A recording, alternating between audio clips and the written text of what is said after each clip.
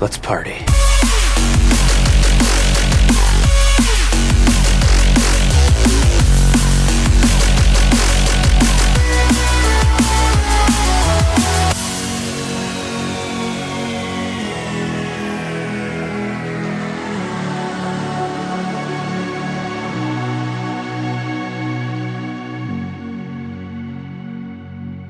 Hello, welcome to Party Loaded. It is episode 211.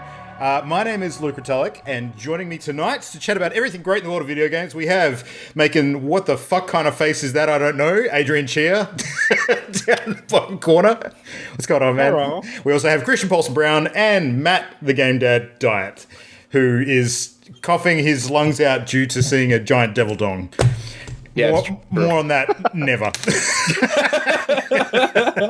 I could be coughing my lungs out for entirely different reasons with a giant devil dong, but thankfully not in this case. No, we were just like in the research. Do over. or the best start, you decide. No, we were looking through some old video game footage of a game called Dante's Inferno, which up until Christian and Adrian just told us about it tonight. I did not know that there was a final boss fight involving a whole bunch of devil porn, so that was something that I didn't expect to learn tonight. Oh, man. But speaking of things from hell, it is exactly 1 month and 1 day until this little boy... Animal Crossing. Yep. Is that your undescended third testicle, Luke? It is. This is what the Doom Eternal pain elementals are made from, like undescended extra testicles. So, yeah. I like how you didn't deny that that's what it was. No. Well, it's no one else's. It's clearly mine. So, yeah. Have you guys been seeing the memes about Animal Crossing and Doom coming out on the same day? There's heaps. I've seen some stores have been doing it too. Like some JB Hi-Fi's have been getting in on the action as well. Yeah. There's like a popular format, which is like two groups of people going in to buy a game, and it's always like really tough people, and then it's like, I'd like a copy of Animal Crossing, please, and then it's like really like girly anime characters, and it's like one copy of Doom Eternal, please. Yeah. Sensational. Christian will be buying both. Yes. Yeah.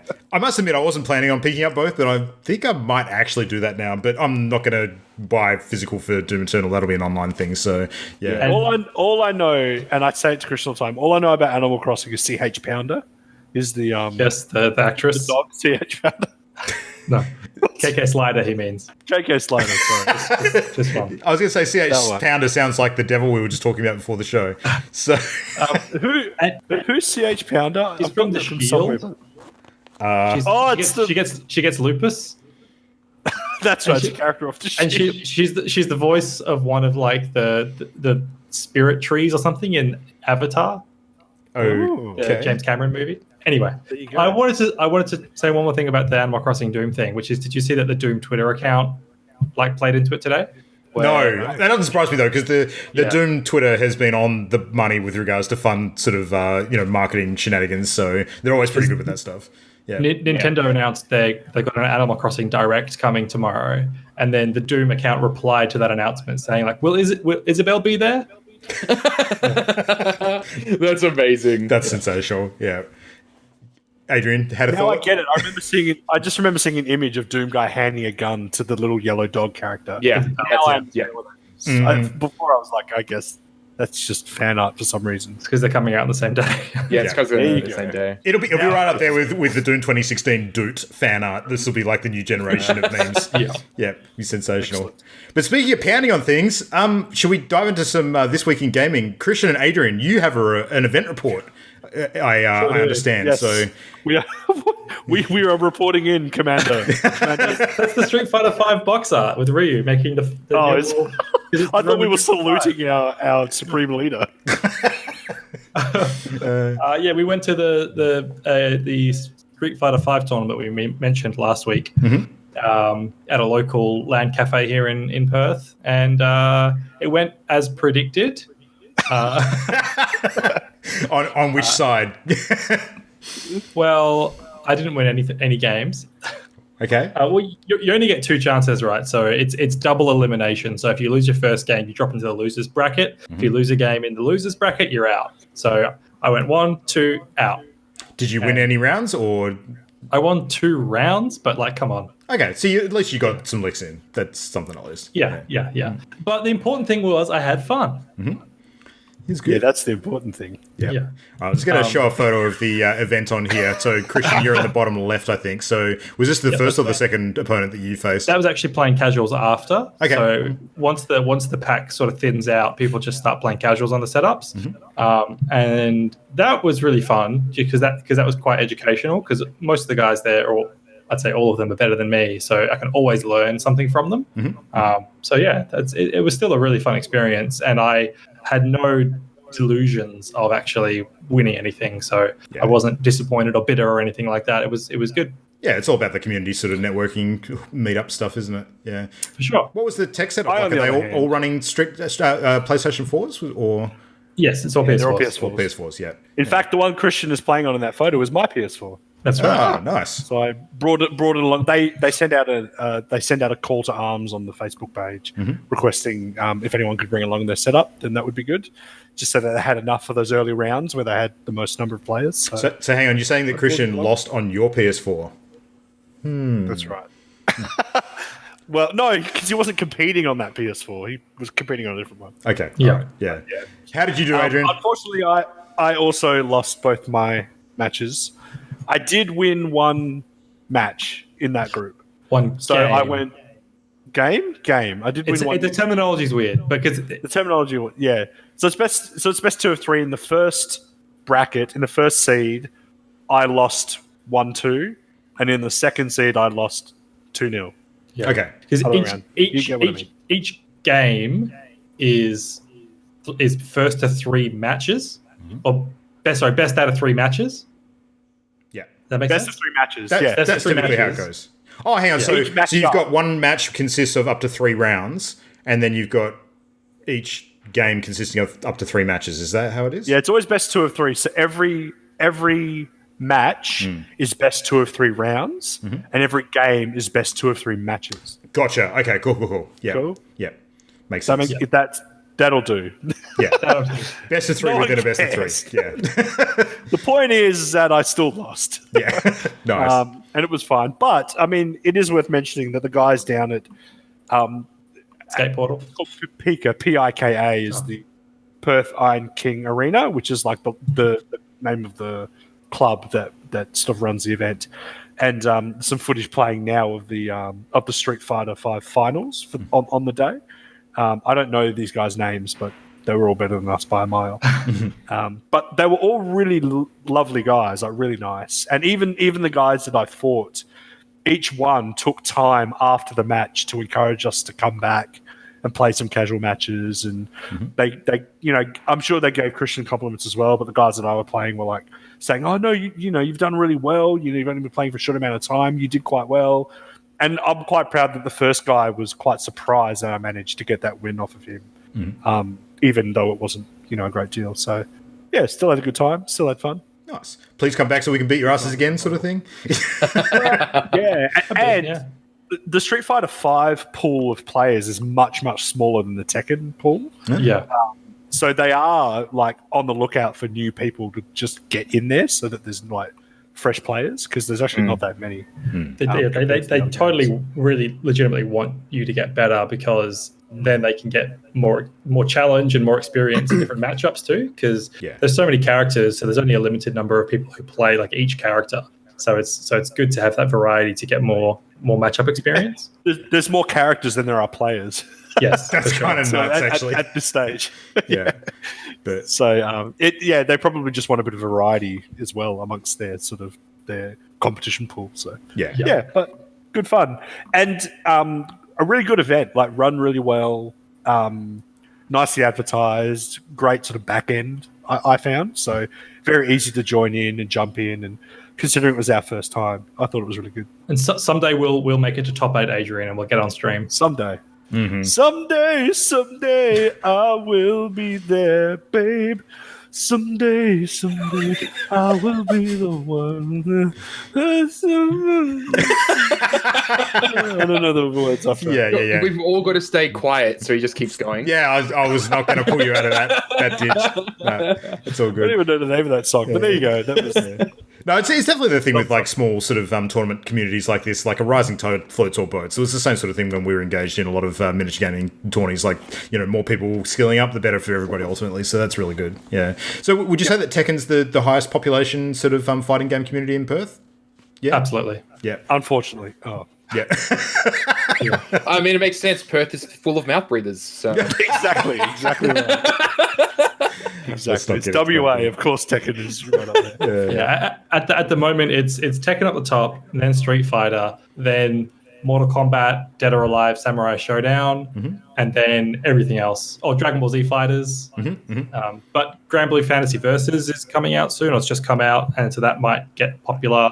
And then later in the year, there's a game called Guilty Gear Rev, which I'm hoping will become popular, and I might pick that one up. So. Is it the sort of thing that you would ever anticipate sort of flying over to another state to compete in these sorts of things to get? Only if I get good enough to justify that. Yeah, fair enough. We're not even good enough. We're barely good enough to justify driving to Carousel. Yeah, it was $20. It was $20 to enter. So yeah. Matt was just asking about Smash. I'm actually curious too, like because I was actually joking. well, no, I'm actually serious because in terms of like the number of people out there that would have that game, surely there would be more, and theoretically more people playing it competitively. But maybe the nature of the game is not that. Smash really are the mouth breathers of the fighting game community. Like, I'm not joking. At big tournaments, only the Smash players get free deodorant sticks. Oh, What? For real? Yeah. For real, because Smash players smell really bad. Because they have like the kind of people who play Smash just have poor hygiene, and they just don't know how to wash themselves. Scum. Yeah. Please. I'm not even exaggerating. Yeah. All right. That's why it's so good. But so there's no Smasher at Pika. I'm sure there probably is a Smash community in Perth, but they probably play in like a public bathroom. wow. Harsh. Just going in. You're going to say there probably is a community in Perth, but they're not allowed out during the day. So you don't see them. Yeah.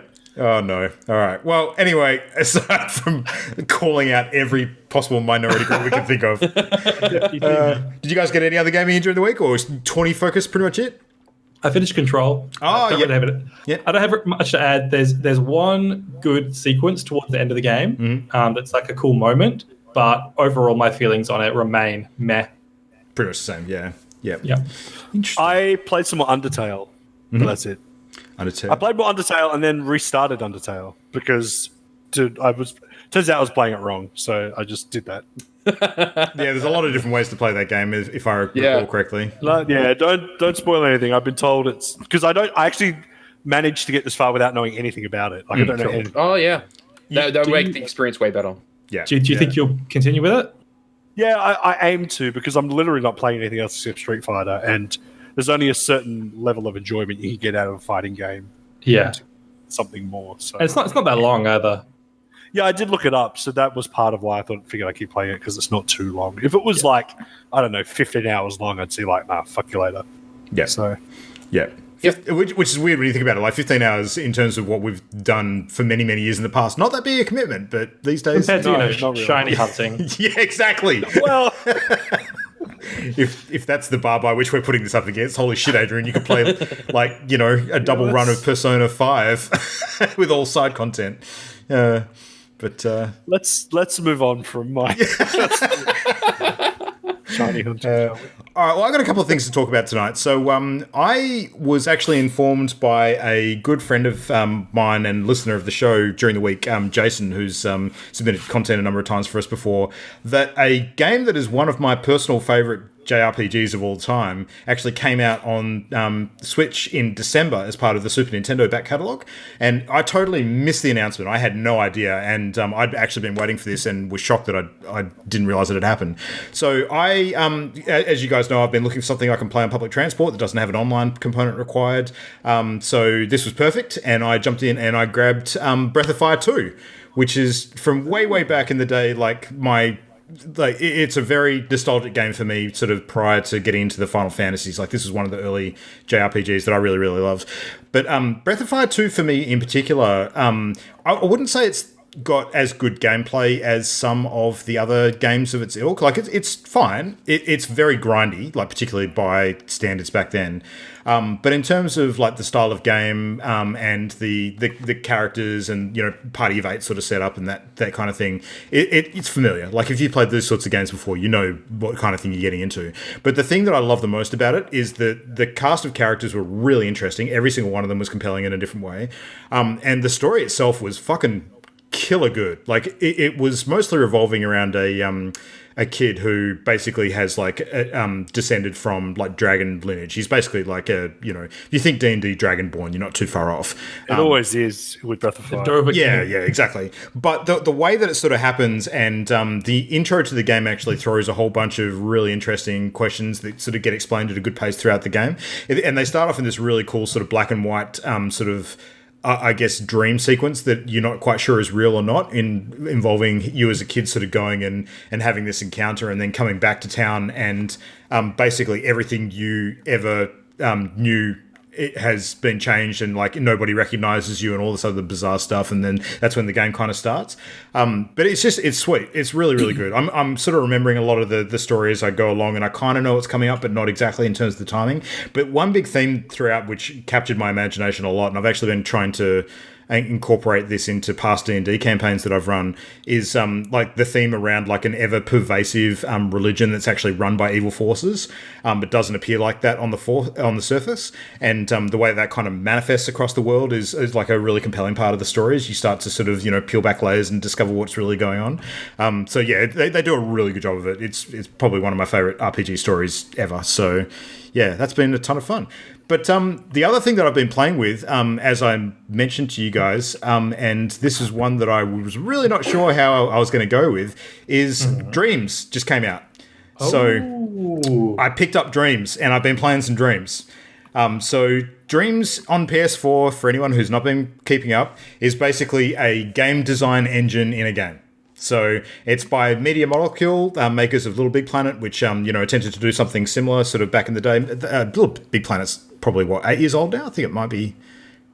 It's pretty old. Well, it's like one of the original PS3 games, isn't it? Yeah, but then they made Little Big Planet 2 as well, and then Tearaway. Oh, yeah, there's been a few things. Yeah, anyway. So this is their kind of MMO. Matt and I got to play this. I don't even think it was last year. It might have been the year before at PAX. So it was. Yeah, well into its development, and they've had like a big sort of beta period where people have been jumping in and testing it. It was an early access, sorry. So there's people who've been creating content in-game and sort of at it for a while now, but in terms of like the vast majority of the community sort of jumping in as creators, that's only just happened in the last week. But you see these articles every now and then on major news sites where someone has created something absolutely bullshit, ridiculously detailed in Dreams, and you're like, how have they done this? Like, they've done full-on TIE Fighter sort of dogfighting games. Someone just last week tried to recreate Red Dead Online in Dreams and apparently managed to capture a good chunk of that kind of experience in there. I was just reading today that someone's actually made the town from Stardew Valley in Dreams as just like a walk around kind of experience, which is a really, really cool thing. So you can do a ton of stuff in there. So the first thing I did when I jumped in is I started looking at like they call it dream surfing area, which is kind of like I imagine it's similar in Mario Maker where you can sort of dive in and just look at like a random selection of people's sort of created courses, and you can curate that content for yourself in different ways. Like you can look for tags of like hot trending sort of game experiences or upvoted ones like that have got most thumbs up and that sort of stuff. But the other one that I sort of started with, which was kind of the recommended one after reading a couple of articles, was one that was made by Media Molecule itself as kind of like a bit of a tech demo game called Art's Dream. And that's what you can see on screen at the moment. So Art's Dream is basically, it's around a 2 to 3 hour sort of game inside Dreams, which I say it's like a tech demo, not because it's an unfinished game, but because the way that the game is made is you actually sort of dip into this character art's different sort of dream sequences in ways that allows the game to kind of show you samples of the different ways you can create content. So all of the clips you can see at the moment, like from the sort of platforming thing to like little animals running around to the more sort of, noir kind of musician on a train sort of scenes, all that's the same game, but it's just the way that they sort of skip between the different sort of memories that this dude Art has. And it is fucking good, like to put it lightly. As a sample of what this thing is capable of, it is shockingly good. and has. I mean, I'm sure I'm not going to be alone here, but it has massively inspired me to jump in and actually create something of my own, like trying out a few different sort of methods and genres and things. So I need your help, guys. I actually want you to sort of be my game jam buddies for this endeavor, because I haven't tried out the creation tools yet. I've actually only dived in and sort of experienced the gameplay sort of part so far. And over the next week, I'm sure I'll get to experience a whole bunch more.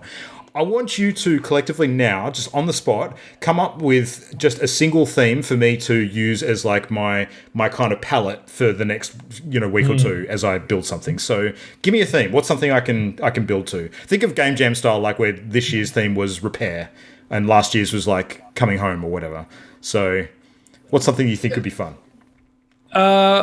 Eugenics. Fucking hell. What about falling apart? Falling apart? I like falling apart. Falling apart? Okay, all right. So something themed around falling apart. I can work with that. That could be you interesting. could Physically combine falling our two apart or themes. emotionally falling apart? Yeah. Eugenics and falling apart, I could combine. Look, okay. I'll say falling apart is the key theme. Adrian, if I can get eugenics, I'll go for bonus points, all right? Bonus eugenics? Yeah. That sounds good. Yeah. Nobody wants bonus eugenics. There was that cancelled game, Mewgenics, that was about breeding cats. Did you guys ever hear of that? Yeah, I remember that. It was the Bunny of Isaac guy, I think. He was Yeah. gonna make a game I've never heard of it, but I Eugenics. appreciate the pun. That's amazing. Yeah. Yeah. So I did sort of test out some of the other experiences on there which people had put up. Nothing super good. There was a Spider-Man swinging simulator which I had a bit of fun with, which had kind of done like a light creation of New York City. The city itself wasn't that great, but the swinging mechanics were actually pretty good. So that was fun. There was a toy. What? I can't even attempt to understand how this thing works because It's weird, man.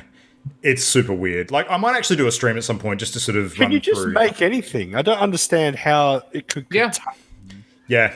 You can upload audio to the thing. You can do like different video capture points in there. There's a huge palette of existing sort of resources.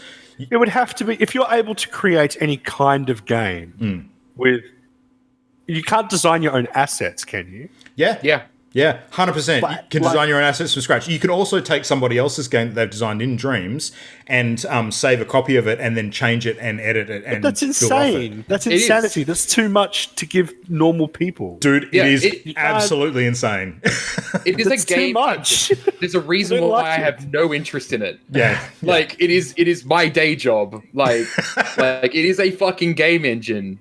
But Yeah. for people to play with for fun, it's accessible. You can make music in it. You can make 3D models in it. Yeah. You can make levels in it. It is incredibly like fully featured. So, Adrian, if you or anyone else who's listening to this wants to have a bit of a look as to what sort of stuff No. is it possible, I don't want it.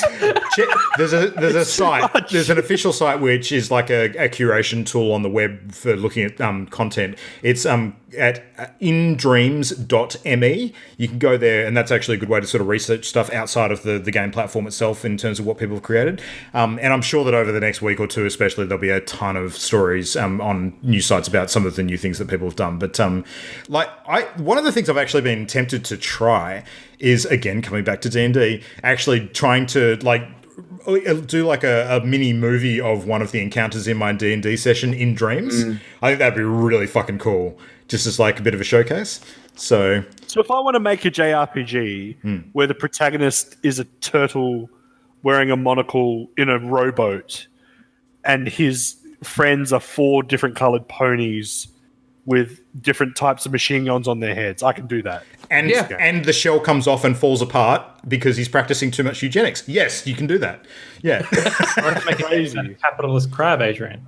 Yes, you finally can. And is this all accomplished using the PS4 controller? Yep. So the learning curve must be immense. It must be like When we played around with it, it does a lot of motion control stuff. Yeah. And like so it's kind of detecting the tilt of the controller and everything like that. It was actually surprisingly intuitive. But okay. you will have to learn, like if you want to do everything, you learn all the tools. Yeah. But if you want to be just like, well, I want to make 3D models, then you can make 3D models and share them out for other people to use in their levels and such. Yeah. And you can be like, I just want to make levels and then use other people's assets. Like that sort of thing. You could be a musician on there. You could just make music. Yep. Like nothing stopping you doing any of that. The music creation tools On one are really hand, good, actually. this sounds amazing and I applaud it. But on the other hand, it's like there are some things that mankind was never meant to like. Yeah. It's like it's like staring into the void. I don't like the infinite nature of this. It's 100% intimidating like that, but I actually think there'll be a number of people that pick this game up just to surf through what other people have created. Like, you don't necessarily even have to get into the creation side of things. Mario Maker. Yeah, exactly. That's what most people will do. Yeah, well, I don't know. I think you'd be surprised. Some people will just try and tinker with it and make basic stuff. Like, you think about people who, when Microsoft Movie Maker came out, like just went in and dabbled with it a little bit. You know, that was actually quite a wide range. Maker? Yeah, exactly. Source film maker, absolutely. The many types of porn that it has brought up. Exactly. Hang on. Yeah. You hadn't mentioned the potential for porn. Here's the other thing. Now, I'm going to have to double check this because I'm not 100% sure. I'm reasonably sure. I'll Google it during one of the next segments. I'm fairly certain it's PlayStation VR compatible as well. So if I'm right about that, you could create a VR environment using these tools too. It's 100% Move controller and camera compatible because you actually can use that during the creation functions. So, yeah. So Adrian just all like, I'm going to fuck a crudely drawn stick figure. we can remake the Dante's Inferno boss fight. No, I can finally fuck a leprosy turtle with a monocle. Jesus. That's what I've been getting at this whole time. Haven't you been listening? Why am I here if you're not even going to listen? So anyway, Adrian, go and live your dreams. Basically, is what I'm saying. It's super cool. Matt, you want to chat about anything gaming adjacent? What have you been doing this week? I know you've been busy. I've been massively busy. I realized on like Tuesday night I had not played a game in like a week and a half. And so I just basically went and booted up Pillars of Eternity 2 Deadfire. I played a little bit of that. The ship-to-ship combat's kind of growing on me now. I think I mentioned before that it felt kind of weird. I've kind of decked out like the starter ship to be like really fast and have like really short-range cannons. And so I just like book it towards enemy ships and just blow the shit out of them. Not like that with the cannons. I had to jump in there before you both did, so. But I did. I was thinking about it. I'm like, well, I'm talking about Pillars of Eternity for like the last couple of weeks, so it's something I can talk about that's kind of new. And so I was going to talk a little bit about the D&D campaign I'm running. I'm not going to go into massive amounts of detail. We've actually been recording sessions, which has actually been going really, really well. For the purposes of just referring back to it, or actually putting it online somewhere? Or we started off like basically having the discussion. It's like, would this be something we want to release online? Audio or video? Audio, no video. Mm-hmm. And so we played a couple of sessions. Like we did like 5 sessions. And then everybody was basically being like, we need to bring in a microphone because this is hilarious. And so it's more for us, but it's like we don't expect an audience, but we will probably release those recordings online at some point. Mm-hmm. Not a lot of editing because it's like 4 to 5 hours worth of editing work to do on a lot of them. Like, screw that. Yeah. You add a little video and lower your coif a bit, and you'll get one viewer at least. Maybe put on the turtle show. We'll see how I mean, like, so the thing I was going to mention was last Friday during the session, the group had rescued a wagon full of goblins, and so I had to rob goblins. Well, no, they're friendly goblins. They're, like one of the people in the party is a goblin, so they were all like, "We've got to rescue the goblins." So they rescued 30 goblins, which meant I had to role play 30 goblins. Goes against my Christian values. So. Your Christian values. And so the head goblin in the group was Chadblin. He had a really chiseled jaw. He was like ripped as fuck. But I'm not even going to try putting on the voice, not with my cough at the moment. But imagine high-pitched squeaky Matt and just like really fucking awful, like more awful than usual. And that's basically it. That's something.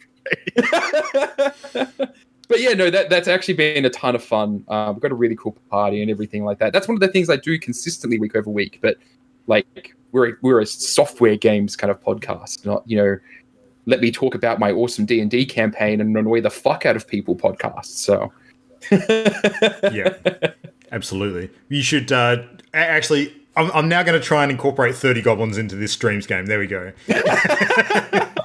That'd be amazing. Yeah, You 30 totally goblins. should. Just make the game called 30 Goblins. It'd be like Pikmin or something.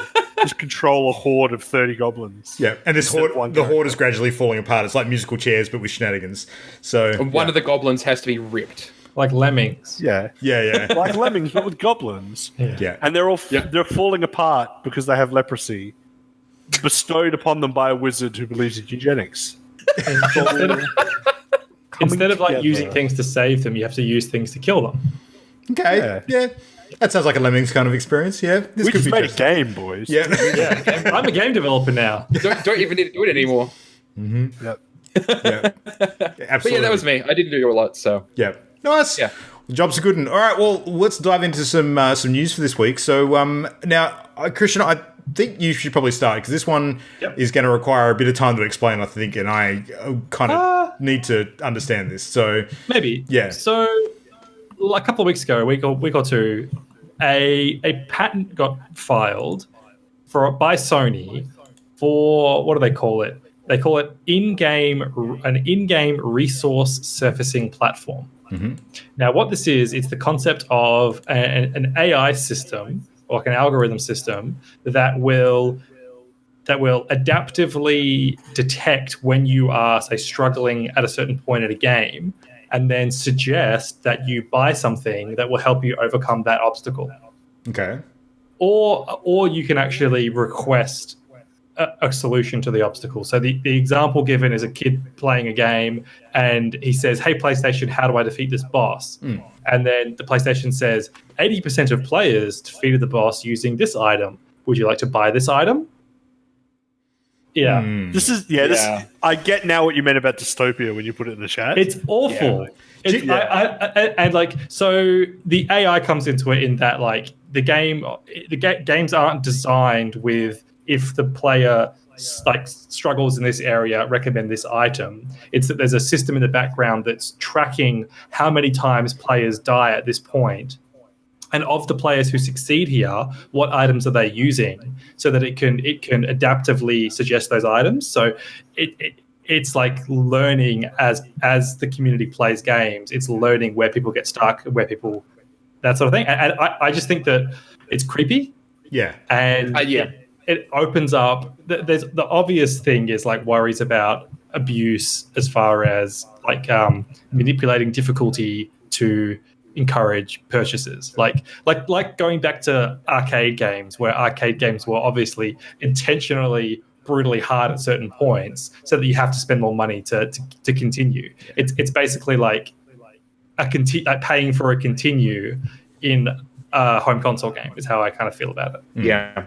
Two things spring to mind with regards to this. One is that I'm almost certain that as part of the initial Google Stadia reveal, they had technology mentioned that was similar to this in terms of like while you're live in game, if you need some assistance, you'd be able to like use a in-game sort of console with Stadia to be able to call up like videos and things to help you get past certain tricky parts. Yeah, they talked about that with like videos, like seeing or watching other players at that certain point, which is a bit But different to the monetization. Yeah, I don't remember them talking about like spending money on like in-game resources. Yeah, although you could theorize that that's maybe like a gradual step, a few steps beyond that. The other thing that I recall is that there was probably about 3 or 4 years ago an article that ran on EA actually picking up technology of this nature as well. Which wasn't necessarily meant to be like in-game interface type stuff, but was more running in the background in terms of them researching their players to work out more sort of AI-driven ways to monetize their content. So I'm actually curious how much of a relationship these two things have, just in a different forward-facing way, I guess. Yeah. It actually reminds me of a Nintendo patent, which was actually way more friendly, where it was basically like, it would pop up and it would say, "Hey, it seems like you're having trouble with this area. Do you want help?" And then it would actually have an AI play through the level for you. Yeah. And it was actually like taught to play the level. Super Mario it does that. Exactly. That, I'm Super pretty Mario sure Brothers. it's actually a thing they have now. It's actually a mechanic that gets used. So like you will actually watch. If you're playing Mario, then Luigi will pop in, and it'll just be automated Luigi running through the level and getting through it for you. If And you die just too many press a button. times, it comes up. Yeah. Yep. And you just press a button, and you just continue picking up where the AI left off, pretty much. But that's so more automated, like on a set trigger, though, isn't it? In terms of like how many times you fail. That reminds me of like in Metal Gear 5. Like if you die X number of times, you can have the chicken hat, which helps you stealth better and things like that. Yeah. But that's not like an intuitive thing. That's like a literally, if you die X number of times, tick the box, this starts happening, sort of thing. So. Yeah, I'll read just a quick excerpt from the patent itself. So it says, the method provides an operation for selecting a resource that is usable by the player to complete the objective based on the one or more resources utilized by respective other players during said successful attempt of completing the objective. So it's noticing what other players are using and then recommending you buy that. And it even says that it could offer you could pay to skip past certain parts of the game too. So it could be like, you know, if you're having trouble here, give us some cash and then we'll skip it for you, which is like mind-boggling to me that could be a thing. You know what it is? It's fucking Strand games come round to bite us. It's Strand money. Strand money is what this is. Yeah. Maybe. 100%. I also want to point out that when we did our predictions show for the next gen, the one thing I talked about was that concept of like having like a voice assistant feature being more prominent. And so like this is a sort of thing that could tie into that, is if there's more encouragement to talk to your PlayStation about things. Yep. That makes sense. Why am I so unhappy? Adrian, it's because you need a leprosy-infected turtle. No. Press this button to purchase one. That's a podcast title. Absolutely. All right. Well, speaking of other hellish things coming to our screen, the other thing that was running this week in terms of a news item was some stuff about Diablo and Overwatch apparently being adapted as Netflix shows. So it's looking a lot more likely than we might have suspected, because there was a post by Nick Van Dyke, who's the president of Activision Blizzard at the moment, putting up a description of a new project on his LinkedIn page, which is there's some. I'm just going to read out the text that's listed below his position at Blizzard currently, next to some of the other achievements listed on his LinkedIn. So it says, executive producer of Diablo, a TV adaptation of Blizzard Entertainment's IP, rendered in anime style. The show is currently in pre-production for distribution worldwide through Netflix. With my creative partner, developed and sold an animated series based on Blizzard's Overwatch franchise. So those two things both listed on the LinkedIn page of the president of Activision Blizzard. That seems like a pretty good indicator that maybe this is not just rumor, this is actually happening in the background. So he done gone fucked up, or maybe did that intentionally. Who knows? I would wager that it was done intentionally to like get some hype building around the fact that these are things that could potentially happen. Yeah. So there are definitely people out there that crawl through video game sort of, you know, personalities and like head of companies, like social media presences, trying to find little snippets of things that they might be working on, like job postings and social media sort of you know, images and tweets and that sort of stuff. Just anything they can find. It's like the kind of people that, you know, go into the back end of different game updates and sort of find stuff hidden in the background that's not actually visible to players. Like there's a dedicated group out there that do this kind of thing. So yeah, there's a group of like employees that are quite often targeted by that, and it's like voice actors in games, because a lot of the time voice actors, they don't fully understand like they're the NDAs they've signed, or like the sort of privacy that goes on with game announcements, and they'll kind of more innocently list projects they've worked on in their CVs, or that, you know, they finished working on one thing and they just add it to their CV without even thinking. There was the guy who did the voice for V in Devil May Cry 5. He just recently like might have leaked that there's an upcoming Marvel versus Capcom game potentially. Interesting. Through a similar thing like that. Yeah. I can see the frustration from a voice actor's perspective, especially because they're trying to find like roles to things that they've worked on. Like the lead time between game releases could be so long, like multiple years. In fact, that using that to get another job could be really difficult unless they're able to sort of say stuff about. Yeah, but I guess they have to be super careful, otherwise they just get to burn their bridges. But yeah, I don't know. What do you guys think about like an Overwatch Netflix series or like a Diablo style Netflix series? Like Diablo, especially, I feel like there's kind of a template there now that Castlevania has been pretty successful because the Castlevania series is fucking good. Like I really enjoy that thing. So and the next, let's be clear. The best thing about Overwatch has always been the animated movies that they've released. Yeah. So if they can produce something that is good like that, but sort of actually fleshes out the world of actually had story, that'd be awesome. I'm all for that. You know? I think that's one of the dangers, though. Like with Overwatch, though, in particular, the standard that they've set for the animated shorts that they've done already, I think is such that if they were to produce anything lesser than that, fans would turn their noses up at it. But given how they've gone so far, that's going to be potentially such an expensive way of producing that amount of content for like a series length of time. Whereas with Diablo, they can take a whole different style to it. So I don't think fans will turn their nose up at it as long as it delivers the story content they want. Because the animation quality is really high, but people are so thirsty for like meat on the Overwatch story bones that I think it's fine. I think that's more important. The thing that I really want out of a Overwatch Netflix series is for it to not be a linear narrative. I basically want like love, death, robots, but in the Overwatch universe. Oh yeah, that would be fucking awesome. Like different sort of short stories, like anthology style, following individual characters. Like like you could have like things set in the present, you could have things set in the past. Yeah. Basically doing what they're already doing, but like give me an extended like 30-minute like story about one of the characters like that. It'd be awesome. Okay, and they could maybe 30 minutes, maybe like 20. They could even Pulp Fiction style it, where there's like an overlying sort of connecting lattice work of narratives that only make sense after you've seen X number of them, sort of thing. So yeah, and you could have like every episode could have a potentially different art style and everything like that. Outsource it to different studios. If it was all done in just their 3D style, though, that'd be fucking mint. So the Animatrix. Yeah, I was just thinking that, like the Animatrix, the Overmatrix. Over Matrix. The Over Matrix. Matrix Watch. Because like I can't help but feel that like if it was like a linear narrative story, we'd start with like, we're going to get Overwatch back together, and then by episode 30, like they'll be stepping off the plane having finally gotten Overwatch back together. And it'll be fucking boring in between. Yeah. Yeah, that's fair. As far as Diablo goes, like I this may be kind of like shooting under the mark required, but if they just did like Castlevania set in Diablo setting, I'd be super happy with that. Yeah. Just keep the gore right up there. Yeah, they'd be very crossover. I read there was a series of Diablo novels that I read back in the day. They had a really good story, so even adapting something like that. Yeah, the Diablo story, I think, is ripe for it. Like, there's a lot of different time periods they could take that from and still do some good stuff. So, yeah. But, I don't know. Like, I think, again, get some really good notable voice actors to kind of do those parts and, have some excellent sort of action scenes and stuff. It's not, doesn't seem like it'd be that hard to get a winning formula out of Diablo. It's a good setting for it. Yeah. So, sweet. All right. And, speaking of medieval hack and slash, Matt, what's on the viewfinder for you this week?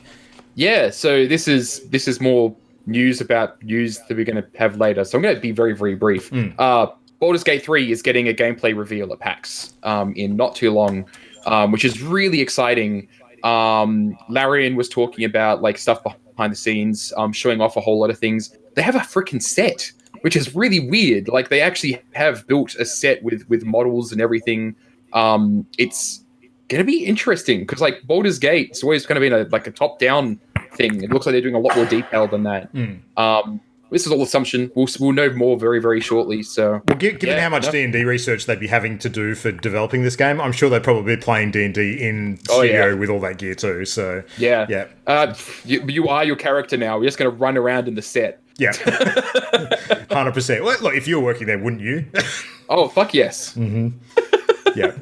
And then I would onset everybody with 30 goblins and have like a whole bunch of children in green suits rush in with knives. Let's just hope that Baldur's Gate 3 does not fall apart. Oh yeah, let's hope for that. Goblins. Yep. Goblins. No, actually, the name has to be Gremlin Gremlins. It was Gremlins, right? Gremlins. Yeah, It was Gremlins, but try to go with goblins because Dude, change your dreams game to Gremlins instead of Goblins. And call it Gremlins. Yeah, Gremlins. That's okay. It's done. This is happening. Yeah, I'm making Gremlins the game. This shit just writes itself. That's right. This shit's easy. Yeah. I mean, yeah, exactly. Matt, what the fuck are you doing all your life? Yeah. That's true. Yeah. I ask myself that question every day. Oh. I got some breaking news. Yeah. Is it about Gremlins? It's not. Can one of you please Google search for me Steam Store and tell me what comes up under the first result? It's just something I've seen pop up now. Specifically, Steam. Snap. Yeah. Yeah. Ugh. Wow. Okay. So if you as a recording, if you search Steam Store, it says "fuck Epic Games Store." What?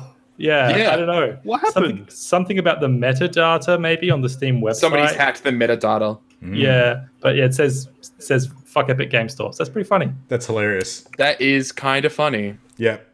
But at least when we find out, it's literally just like a fucking Valve dev, and it just stays there for the next 2 years. Yeah. That's it. They can totally have someone in-house doing that and then just blame it on outsiders. That is hilarious. It does actually look like there's a whole bunch of icons and shit that are meant to be spelling out something else, but it looks like it's supposed to be ASCII art or something. But yeah. Funny. Nice. Anyway, yep. Yeah. Up to the minute news. That's what you can come to expect from Christian, at least. we need like a breaking news sound effect. Nice. Just in. Yeah. Fuck Epic Games Store. That's the end of the joke. Yeah. All right. Well, speaking of effects with sound, I'm going to throw to Adrian for tonight's fun shenanigans for our main segment. So, Adrian, what have you prepared for us this eve?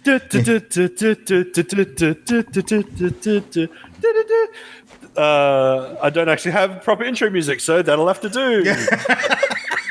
Come one, come all to Adrian's spectacular postmodern hitbox music quiz jamboree. I'm your jamboree scout leader, Maestro Adrian. Dip, dip, dip, dub, dub, dub. Yes, welcome, everyone. So, this is how the magical music quiz is going to work.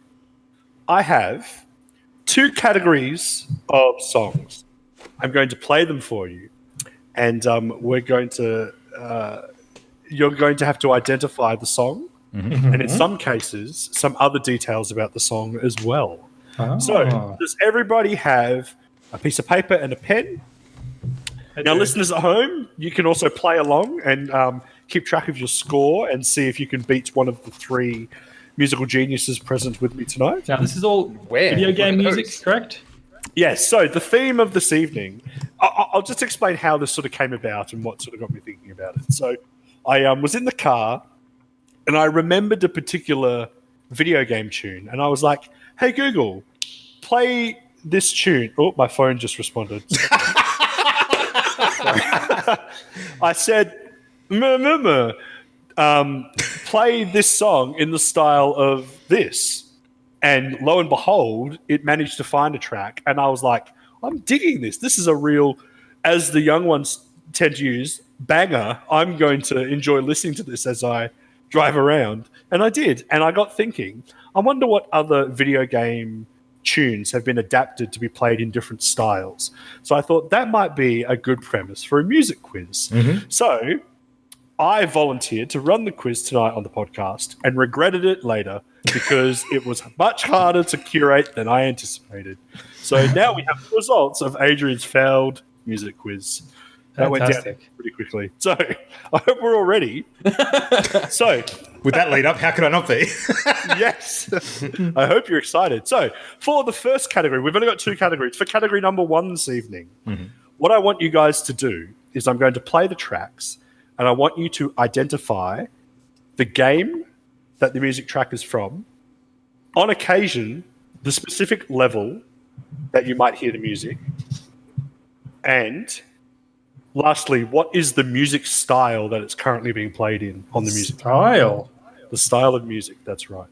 So in summer, I'll do them one by one because it's not always those 3 categories, but we'll go through one by one. So let's begin. I'll play the very first track. Are we ready? So we're writing them down. We're not calling anything out. We're waiting for you to prompt us. No, so what we'll do is we'll get you guys to write down the answers, and then at the end, once everyone's written down their answers, I will tell you the answers, and you guys can tell me how many points you guys scored, and we'll tally it up as we go. Cool. Sounds good. All right.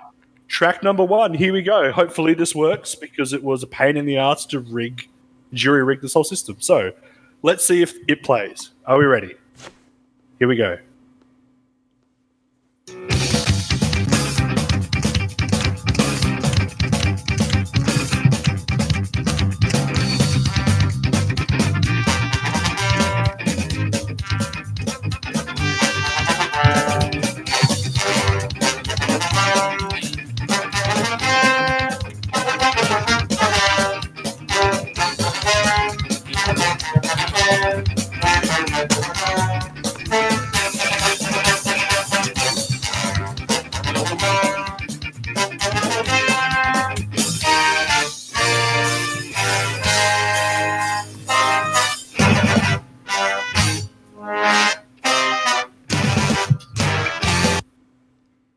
All right, that was the first track. So you guys all heard that well? Yep. Okay, so what I would like you to identify, this song is worth 2 points. Firstly, I would like to know the name of the game that this song is from. Secondly, I would like to know the style of music that you just heard. And that will get you 2 points. So Adrian, specific game title, not franchise? Well, in this case, franchise. Okay. So which game franchise is this tune from? And what style of music was it in? Can we get extra points for like track name? No, because I have some that have track names, and you'll get points. That'll break the system. Yeah. Okay. Cool. But it's all held together very delicately with spider webs, and I can't manage any deviation from the norm. So, do we all have our answers? Yes. Okay. So the answers are: this song is Legend of Zelda. The main theme, I don't know what it's called, but Legend of Zelda is the game franchise. The style is ska.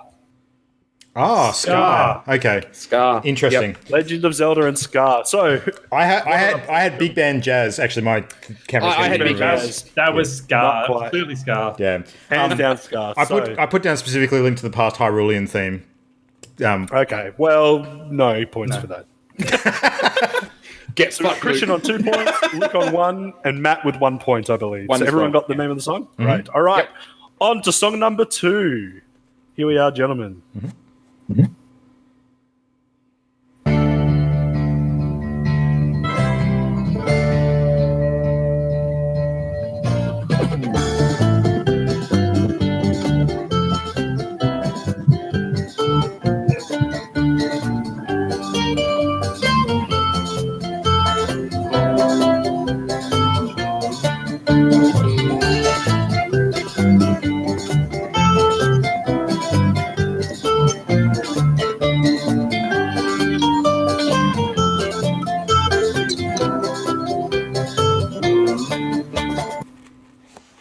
All right. So for this song, I would like you again to identify the game that this music is from and the style that this is played in. That's a tricky one. That's, I am generous with the style because music genres do tend to blur lines. Yeah. So I'm going to be generous with if you get something in the ballpark, then that'll be fine. Yeah. Well, game-wise, I'm pretty sure of what he is. I'm pretty sure we've all got game. If we don't, we deserve But to they not They be will here. get harder. Like I was worried that this, Yeah. they will get a little bit harder as we go along. So Yeah. But no, I have no idea about the... do we have our music answers? Yeah. yep. Gentlemen, the game is Tetris, no doubt. And the style is country and or bluegrass. Will you pay folk music? I will pay folk music. Okay. Yep. I had down like Mexican. I don't think that's a genre of music. What's Just like flat the- out Mexican? the Mariachi? people- Yeah, mariachi. Oh, but you yeah. didn't say that. And Bit more North America, I think. all right, so I'll pay Luke's folky. Christian had 1 for Tetris, and Matt, what was your genre? 1. I had One put down Western because I was trying to think of the word. No, it's not. No. Okay, fair enough. All right, gentlemen, on to song number 3. This one, well, you there'll be no surprise as to why for this one. Here we go. I may not always love you, but as long as there are stars above you, you never need to doubt it. I'll make you so sure about it. God only knows what I'd be without you. Without you. Okay, gentlemen, for this song, I would like you to tell me the name of the game this song is from, the style that it's in. I'll be very upset if you can't tell me the style. And for an extra point, can you tell me the name of the group singing the song? They have an in-game name. An in-game name, Jesus. Oh, an in-game name for the group. Jesus. It's a hard one. Now I'm actually more sure of my choice of the game, but not of the game. I have no idea about the group. Once again, name of the game, name of the genre, and for the bonus point, can you name the group, the fictional group that sings it in the game? I'll write it down, and I'll tell you the answer. yeah, I'll say that this song actually seems like a non-video game song to me. Well, the song, I'm not asking for the name of the song. I'm asking for which game was it in. Yeah, but that's the thing that's throwing me, because I'm sure I've heard it outside of a game. Yeah. Sure. You absolutely So the song itself is God Only Knows by the Beach Boys. But I will give you the answers now. The game is BioShock Infinite. Yay. Oh, of course. Yep. The style is barbershop. Yay. Got that. Yep. The name of the group, believe it or not, is the B Sharps. Really? Oh, Like Simpson. Right. I remember They were called now. the B Sharps. Yeah. Because they had bumblebees on their signs all over the place. Yep. I had the floating fellas. Not that. They were floating on a barge. All right. Let's have your points, gentlemen. Christian. So I'm 5 in total. Two. No, just for that song. How many? Oh, I got BioShock and Barbershop. Yep. Luke. I just got Barbershop. Barbershop. Yeah. And Matt. Barbershop Infinite. Barbershop. I like it. Yeah. All right, gentlemen, on to song number 4, sorry. Would it help if I gave you what the points were before the song or after? Yes. Before? Yeah. Okay. For this next track, I would like to know the game franchise that the song is from, the style, and for a bonus point, when do you hear this particular track? When? Okay? Let's go. Song number 4.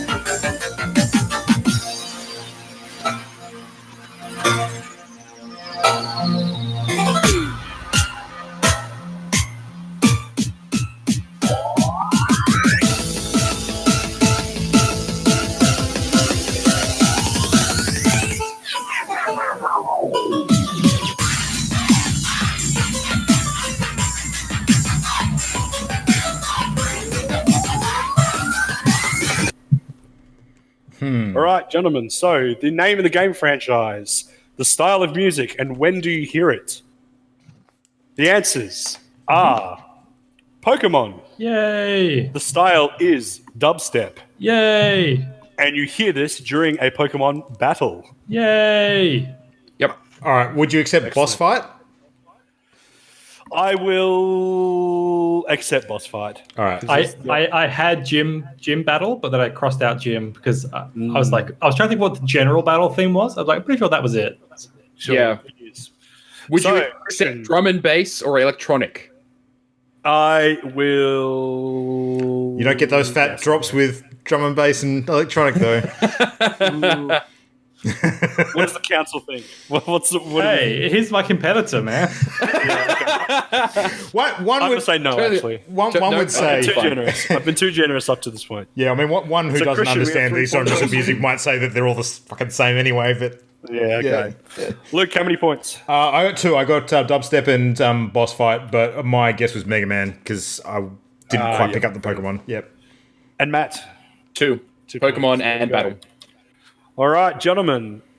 Song number 5. I would like you to tell me the specific game title, the style of the music, and lastly, can you tell me the name of the song?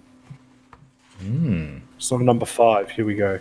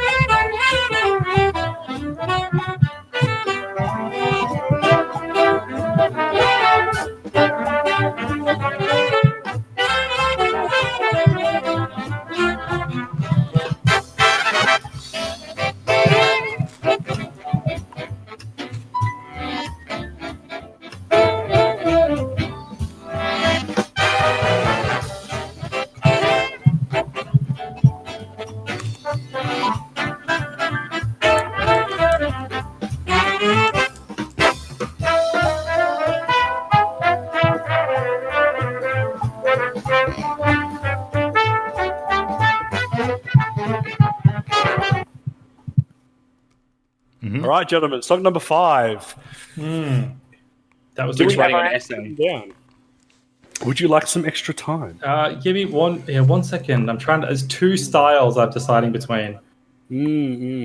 I do want the single specific style for this one. There's no. No leeway on. on this one. I think I've got it wrong, but I'm pretty sure I've got it wrong. I'm gonna have to crack it Sorry, anyway. if it's the other style. It's a solid guess, but I think it's wrong. The style might have different names, but it will. I'll know whether you've got it right or not. So the answers: the game is Super Mario Brothers 2. Oh, Yay. fuck. Okay, I've got it wrong. Yeah. The style is big band. Yay! Okay, I got that right. The level is the name of the song. The specific name is Overworld theme, Yeah, no, I didn't get that. Yeah. which I didn't expect anyone to get, but it was a bonus point there if you could. I was close. I had Super Mario Odyssey. Not quite. Yeah, Not quite. because I thought it was the main track in Big New Donk City. That's Jump Up Superstar. Yeah. I had Big Band, but I was tempted to write Swing. But I would have accepted swing in this case. okay. Yeah, I got Big Band. Anyway, so we got Christian with 2, Matt with 2. 2. I had Overworld. I didn't Luke actually with pick the 1? right game, but I picked Overworld. Cool, nice. Yeah. You picked Overworld theme. Yeah. Yeah. Overworld theme's just just thought a that solid Mario. guess for everything. It's interesting. It's interesting learning the names of some songs because they actually Yeah. have some songs you wouldn't think have names do. But there you go. Yeah. All right, track number 6. For track number 6, I would like you to tell me the game franchise, the style, and the level, in the name of the level in which you hear this song. Franchise, style, level. Yep. Here we go, track number 6.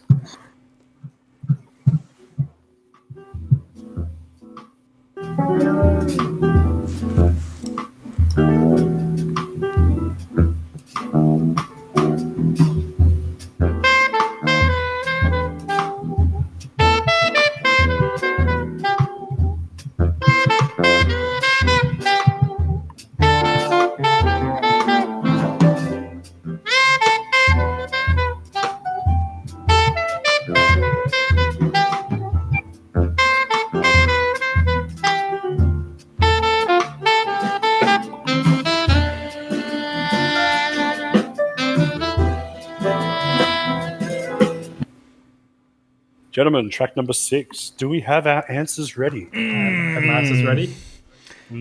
I see Luke is racking his brain. Again, Yeah. style on this one. I'm not sure how specific, like sub-style you want. I'm pretty Yeah. sure I've got the style right, but the game's eluding me. It sounds super familiar. I'm pretty sure I've got the level. Yeah. All Yeah. right, gentlemen, the answers. The game franchise is Sonic the Hedgehog. Yay. The style is jazz. Okay, I had smooth jazz, so I'm Yeah, smooth jazz. Is Would you accept blues? No. Okay. Not blues, because blues is quite different. And the name of the level is Green Hill Zone. Yes. yay. 3 points. Nice. So Christian and Matt Green with Hill Zone. Luke with 0. Poor Luke. Don't worry, there is a we can get 1 million points. Yeah. So I was never million. I was never a Sonic kid growing up, so Sonic's always going to be a blind spot for me. I was sitting there thinking, like, what the hell song is this? And it wasn't until Adrian stopped. I'm like, oh fuck, it's Sonic. Luke, Like Luke that's mostly, the point where it hit me. Luke mostly played silent games growing up. with the text popped up in the middle of the thing. Yeah. You know, I thought Luke spent his childhood he's telling actually, people to he's say that. actually not wrong. Excellent. Can we hear the music levels okay? You guys are hearing them? Yeah, yeah, it's good. Okay. On to song number 7. For this one, all I want is the name of the game, not the franchise, the game. So there's already a bit of a hint there. And the style. Just the game and the style for number 7. Here we go.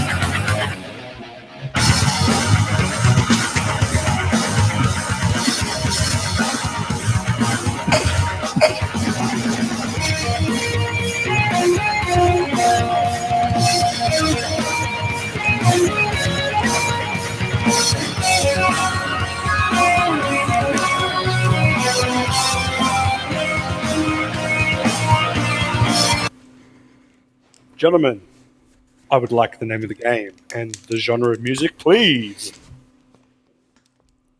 Oh, you want us Do we have our to? answers? You want us to Give actually me a answer it? second. give me a second. You know, A little extra time for Christian. yeah, you know, I'm not getting this one wrong. Okay, all right, I'm done. All right, gentlemen, the name of the game is Super Metroid. Yay! Yay. Style is metal. I put punk rock, Yeah. but yeah, nah. So it's like Adrian crafted a question that would be absolutely tailored to Luke. I heard this and I thought, how could I not? Yeah, Yeah, because if yeah. I fuck this up, all credibility out the window. So yeah. So, Christian, we have 1 point for Super Metroid. Luke, we have 2 points. Mm-hmm. And Matt, 1 point. 1 point. For Metroid or metal? Metroid. Yep. Yeah. Cool. Theoretically, I'm pretty sure you could have said Metroid Prime as well because the main theme's the same. So theme? Yeah. yeah. Fair enough. With that new information, had someone written that, I would have given the point. But you didn't. You're basic. Yeah. All right. It's a good theme in Song metal. number I say 8. that. Yeah. It sounds really... I'm not into metal, but I like that. Song number 8, gentlemen. I want the name of the game and the name of the level. This is the song. This is one of the few songs where I don't want the style. It's the name of the game and the name of the level. Here we go, number 8.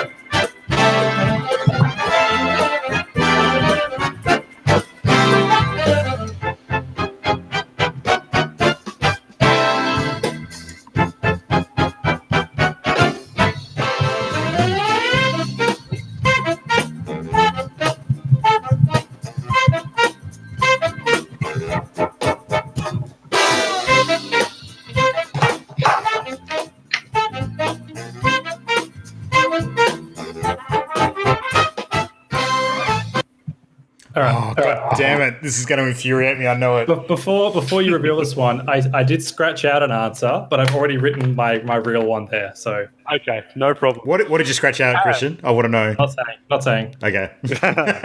Gentlemen, the name of the game is Super Mario 64. Yep. The name of the Can I guess the level? Go Is on. it Bob on Battlefield? It is Bob on Battlefield. Well done. I had The Bob very on first Super Mario Mountain, 64. and then I was like, and then I Ah, Yeah. Yeah. there we go. I had Super Christian. Mario, question mark. I didn't know which one. Okay. So, yeah. Unfortunately, nothing for Luke. Matt, Nothing. nothing. There we go. Okay. Don't worry, gentlemen. There is time to catch up in the second category. Next one, number 9. All I want is the name of the game and the style of music. Here we go. This one is a little bit quieter, so you might need to turn up your volume a little bit for this one. Here we go, number 9.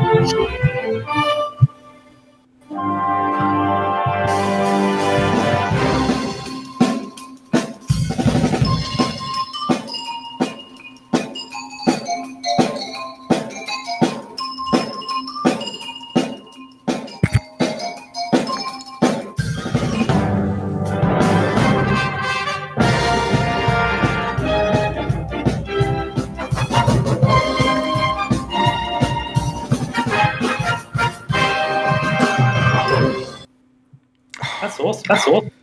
It's great. God That damn sounds it. really good. Yeah. Yeah. I have no idea what it is so- though. Fair enough. I know I'm pretty sure I know the game is, but I have no Yeah. idea about the style. So it's specific game, not the franchise. Yeah, Yeah. let me just double check I'm I got screwed the there right too. one. Can I take a crack at it before you reveal it, Adrian? Yeah. Once everyone's written down their answers. you can go. I've already written it down. Just don't want to correct it. No, I'm good. I'm good. I'm good. Are we good? We good? Luke, what is your guess? Oh, I'm going to say style classical. But the game I'm going to have a crack at is FF7. Nope. No. Can I guess? Can I guess? Yep. Mega Man 2? Mega Man 2. Mega Man 2, the style classical, I would have accepted orchestral. Okay. Cool. Nice. So Luke, 1 point for classical. Matt? How do we Nothing. go? Nothing. What was Wiley's that? theme? Wiley's theme? No, it's just the main theme. Oh, right. Yeah. It is also Wiley's theme, actually. It's used later in a Wiley level. Christian, 2 points. I did have a Gentlemen, bet we that at least one of the tracks tonight was going to be a Mega Man track. So, Yeah. Yeah, Right. I guessed it was Mega Man, but I didn't guess specifically which Mega Man it was from. Because I've never played any Mega Man game, so Yeah, it's hard. It was hard picking these songs because I don't know who's played what. And I Yeah. didn't, it No, was it's fair. hard. they're all sort of just- universally known music, even if we haven't played the specific games, though. So, yeah. That's what I aimed for. All right, so gentlemen, the last question of category 1. I want the. Now, this is an interesting one because it's not a video game music made into a different. Well, it's not a video game song made modern. It's a modern video game song made 8-bit. Oh, okay. So a bit of a flip on the genre. What I want is the name of the game and the name of the song. Are we ready? Number 10. Here we go to cap off the category.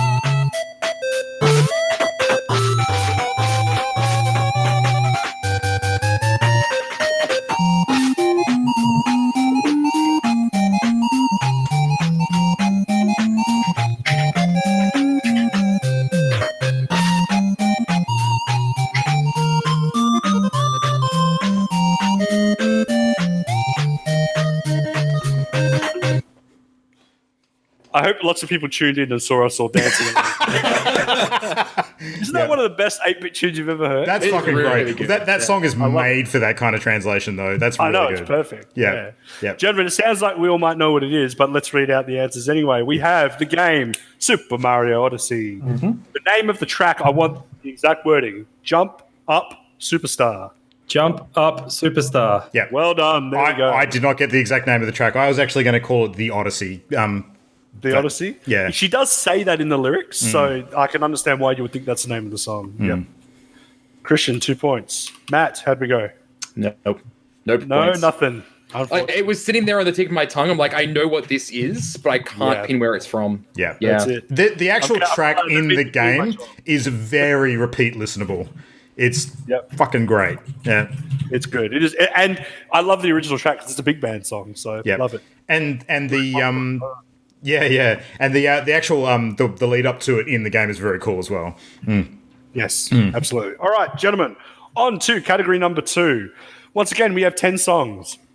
Now, this is a little bit different. What I want you to do, the running theme for this is instruments.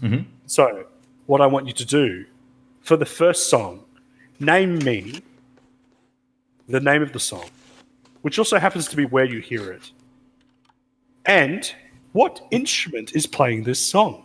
Here So we go. name of song and instrument. Exactly. Here we go. Question 1. Song 1.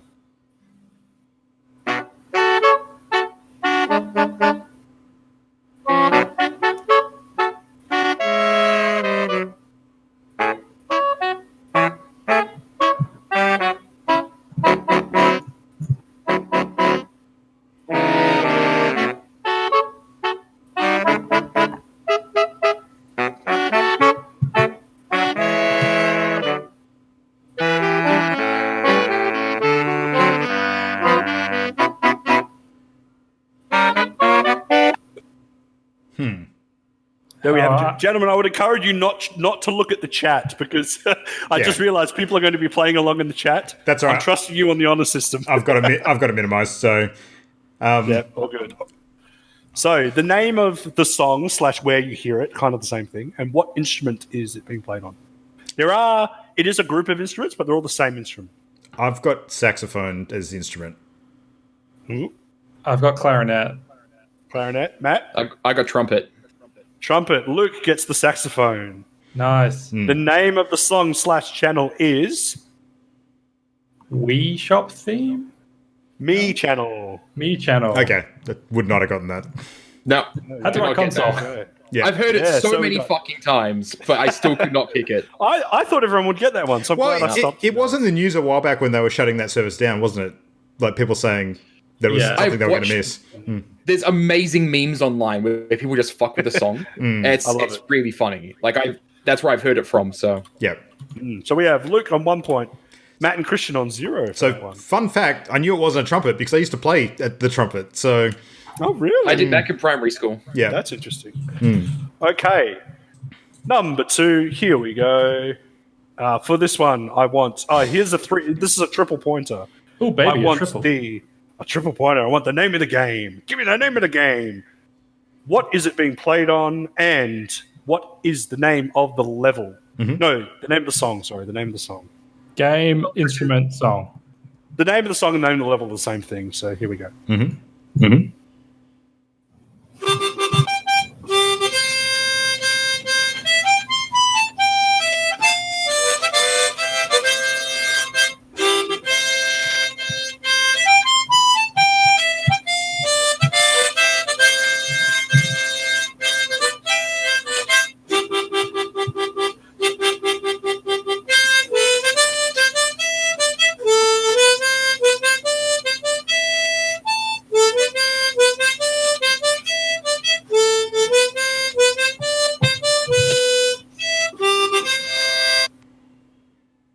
Gentlemen, the name of the game, the name of the instrument, and the name of the level. Funnily enough, game is actually the hardest for me on this one. I definitely I have recognize the track, though. Yeah, same. Let me know when you're ready, and we shall review. I need to pick a game. Okay. All right. The name of the game is Kirby's Dream Land. Oh, okay. Nope. I wouldn't have gotten that. The instrument is the harmonica, Yep. and the name of the game name of the level /song is called Green Greens. Green Greens theme. Well done. Yep. Well done. I'm surprised that someone actually got that. Christian on 1 point. Luke on. Give me a point for harmonica, and that's it. The reason I know that is because the YouTube channel Two Best Friends Play, rest in peace. They use that as their song intro. Yeah. There you go. Harmonica. Harmonica. I got that. Point. Well done, gentlemen. All right. Next song. I just want the name of the franchise and the name of the instrument. That's all you got to give me. Here we go for number 3. Playing now.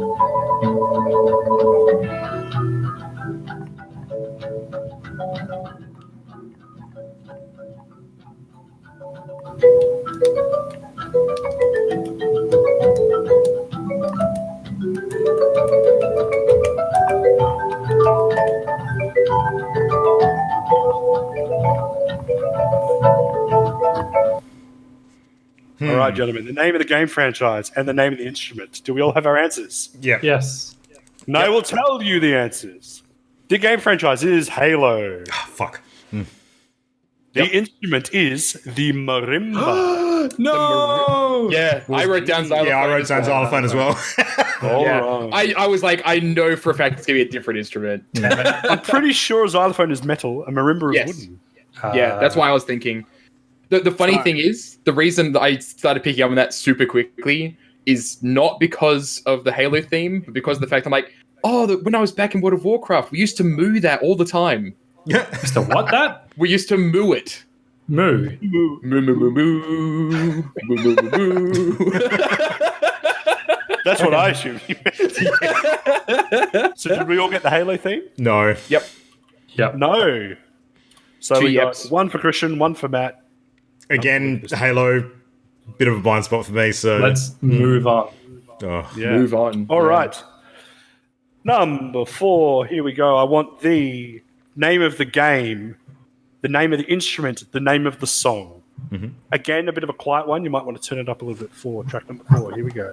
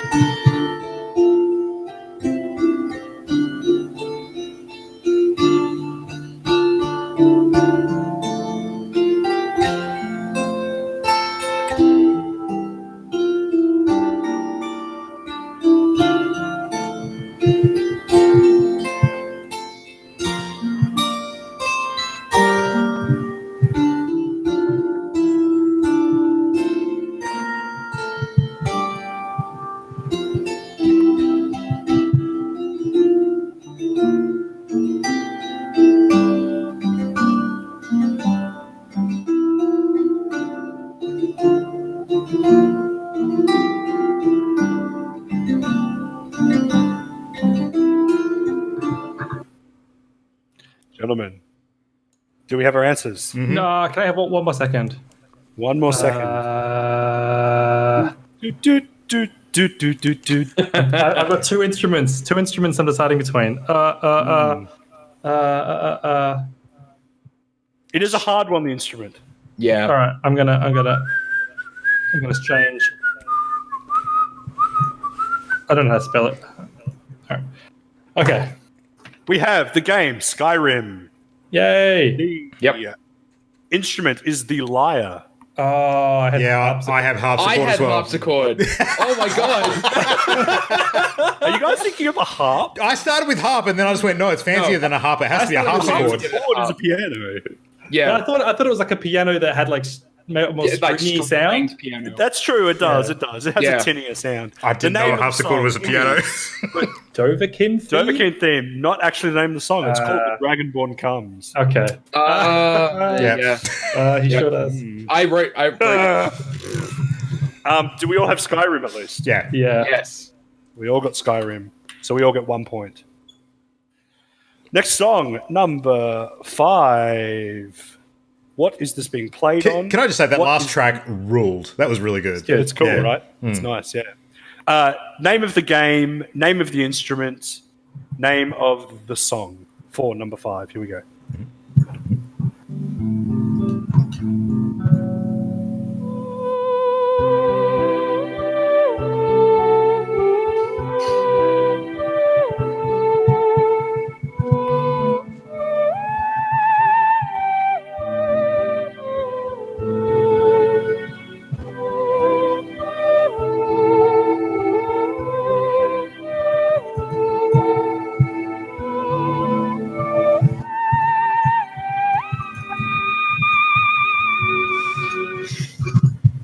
Gentlemen, do we have our answers? Yes. If I get the instrument right on this, I'm going to be super happy. Yeah, ditto. All right, the name of the game is Ocarina of Time. Oh shit! I got it wrong. The Instrument. name of the instrument is the theremin. Well done, Christian. Yay! What's a theremin? A theremin. It's like a box with an aerial on it, and you play it by moving your hands close to the aerial, and it makes electronic wailing. Yeah. That's hilarious. Do you know what I wrote down? Fucked up vocal cords is what I wrote down. I wrote down ow. I thought it was an operatic sort of voice, like just hitting those high-pitched no. notes. Yeah. No, I knew it sounded like the Doctor Who theme, and I'm like, I cannot remember the name of that fucking instrument. Yeah. So Yep, theremin. The name of the song is Zelda's theme. I had that. I didn't. You had that? Yeah. So Matt had Zelda's themes. That's what for 1 point. Luke had. I had game, but that's it. So I got some reason- Ocarina. Game. Yeah. For some reason, Yep. I thought that was Twilight Princess, and I put Midna's theme. but So I you just had put theremin. Yeah, which honestly, All right. Christian, if you're going to get one of the 3 right, that's the high nerd point one to get. Yeah. That's the cred points. Gentlemen, track number 6. I want the name of the game and the name of the instrument. That's it. Here we go. Number 6.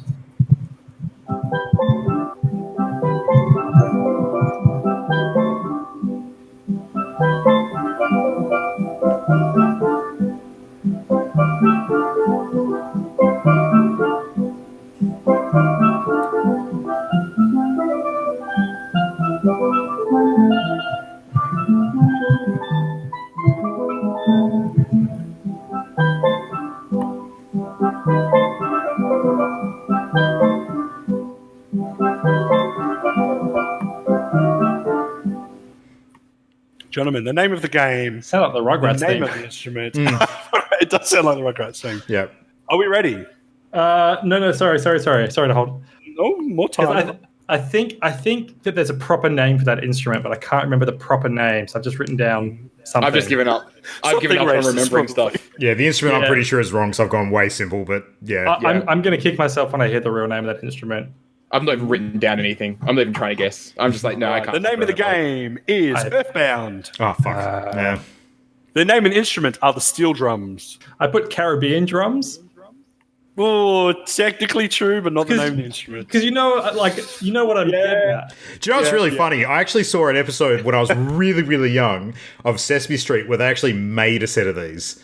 So, Oh, wow. yeah, out of like an old, right. like, Mammoth bone. like a metal drum, like an actual sort of container. They fully like welded it out and created it and stuff. And I remember it vividly. I just couldn't you remember the name of the instrument. Yeah. Yeah. Ah. It was right after anyone get episode any 1 where they points? crafted fire. Well done, Matt. You get an extra point. That was better than my one. Point for dis. Shit. Gentlemen, track number 7. I want the name of the game, the name of the level, and what is the music being played on. Number 7, here we go.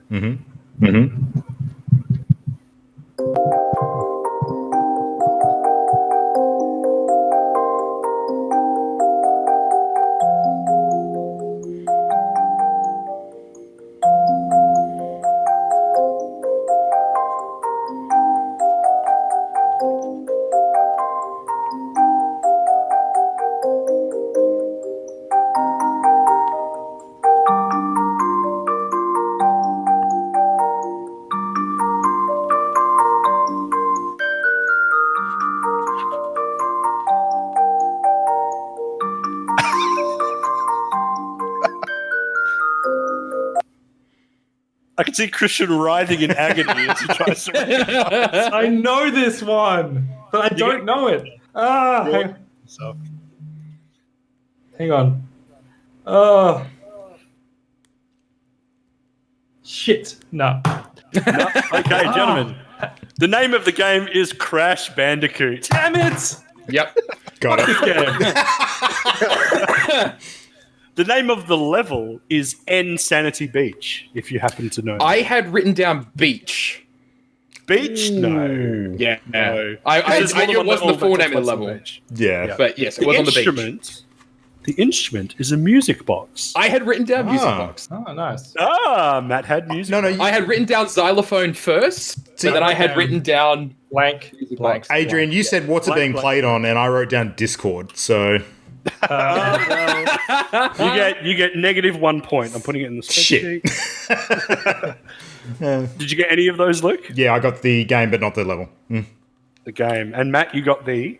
2. I got the game And and the the instrument. music box. Yep. Well done. That's Gentlemen, it. track number 8. I want the name of the game, the name of the song, or I'll accept the name of the level, and what is it being played on? Number 8. Here we go.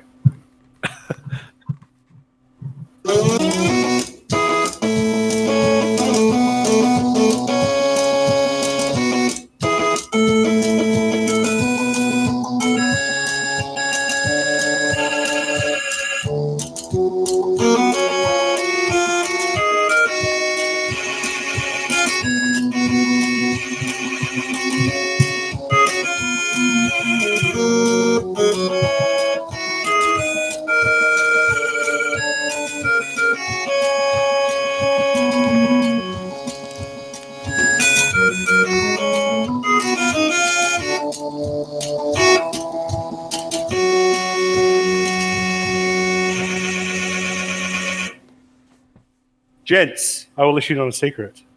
This is not an instrument that's being played on. It's There are totally an 3 instrument. items. I- There are 3 items in there. I will give you a point if you can name any one of the 3.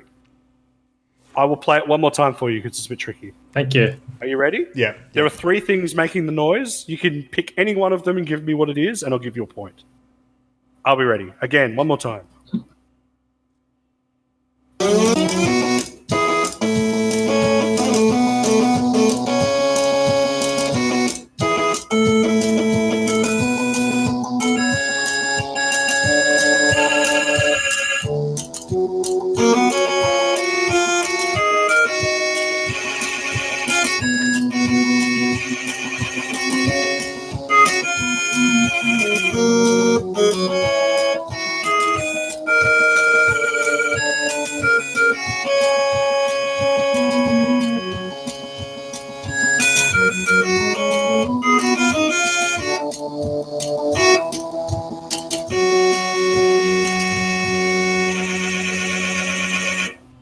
Can I have a crack at the 3 items first? If everyone else is happy to let Luke have a shout out, Yep. go for it. All right. Number 1, are they? sonogram. Number 2, Keep going. a whisk. And number 3, a dot matrix printer. All wrong. Fuck. Really? Yep. I have one guess for instrument. That's floppy disk drive. Also incorrect. No, I'm Matt, do you want to guess the instruments? Hard drive and printer. No. No. Ooh. The instruments are an electric toothbrush, a typewriter, and a credit card machine. Okay, so not actually that far off. Not far off, but not quite there. Yeah. The game is DuckTales. Yeah, I got that. The name I of the didn't- song / level is The Moon. Matt, please tell me you got the game. No. Oh my god. Fat Zero. Yeah. Fat Zero. I used to own this game. I loved it. It was so good. Luke, also a I- 0. I didn't get the level. I got the game. Yep. Got the game. And Matt? Nah, 0. 0. There we go. Yeah. Hard one, Yeah. gentlemen. If you can ever get this game on Alright. emulator, I highly recommend it. It's a lot of fun. They have a re-release. One of the The most remaster. strangely beautiful songs from a video game. If you Yeah. have a piano version of it, it's really, very pretty. All right, number 9. We're nearly on the home stretch. Here we go. Number 9. I want the name of the franchise, the name of the song, because it's across all the games in the franchise, and what is making the song. Number 9.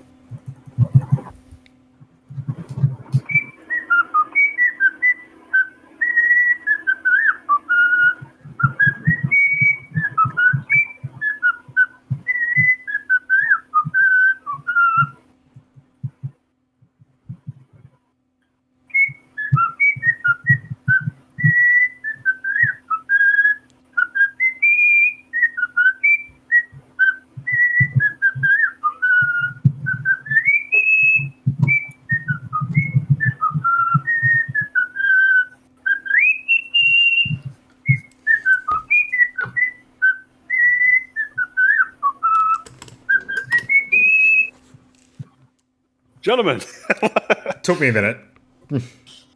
let me know when you're ready. I shall reveal the hidden truth to you. Instrument. I'm just thinking. Okay, I'm good. I didn't keep in mind I didn't say instrument. I said Yeah. what is making the noise.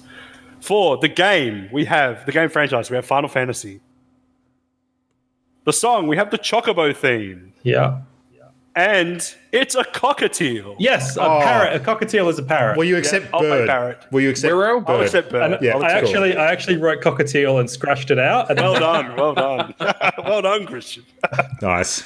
I so should have guessed Chocobo for theme after I realized it was a bird. Yeah, same. Yeah. Yep. I just thought it was there's some beautiful irony in a cockatiel singing the Chocobo theme. So Yeah. I thought that would get in there. Christian, 3 points. Luke, we have 1 for the Chocobo theme. No, I didn't get Chocobo theme. I got bird and I got Final Fantasy as the franchise. So Cool. And Matt. Also, Wirral, a bird. So, yeah. Yep. Just bird? Just Yep. bird. We're always very similar. Gentlemen, we are up to the final song of this evening. I think so far. Now, the final song, you will know the song hands down, so I'm not going to give you any points for that. All I want you to tell me, it's only worth a single point, but also it's worth 1,000,000 points. For 1 single point, tell me the name of the second instrument. The first one is a trumpet. You'll hear a trumpet, and then you'll hear a second instrument. Tell me what it is. Here it is. That's it. That's it. That's it. Just tell me what the second instrument is.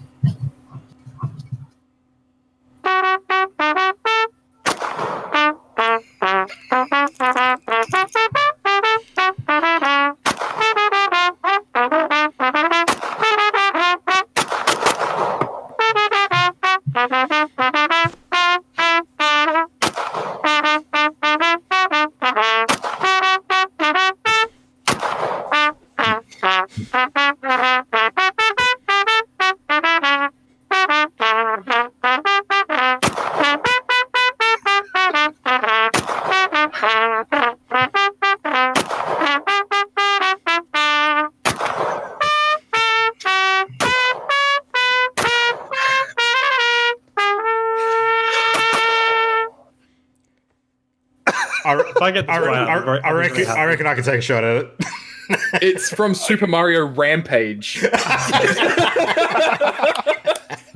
Well, that's probably the best joke of the night. Let's be specific. I don't know the exact model of this instrument. I just wrote. I can tell you it's the clock tower level. Okay. Yep. Here we go. It is, well, it's a gun. Well done. I wrote AR-15. I'm not sure. It's just a I- pistol. Oh, Yeah, okay. I wrote down Glock because I'm pretty sure I've actually seen the video Glock. this is from. Oh wow. Any variation of gun is fine, gentlemen. It's a gun. Well, that's in the video. Here it is. If you can get this right, you get 1,000,000 points.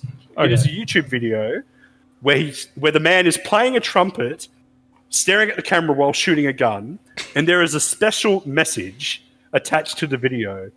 What is the special message for 1,000,000 points? What's the is it like you mean it's text on the screen or it's in the Text on description? the screen. Text on the screen.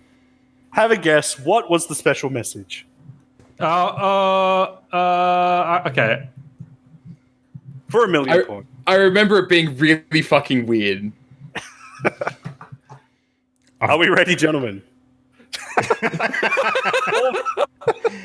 The special message was... It's a boy. Happy birthday, Nate. Love, Mum and Dad.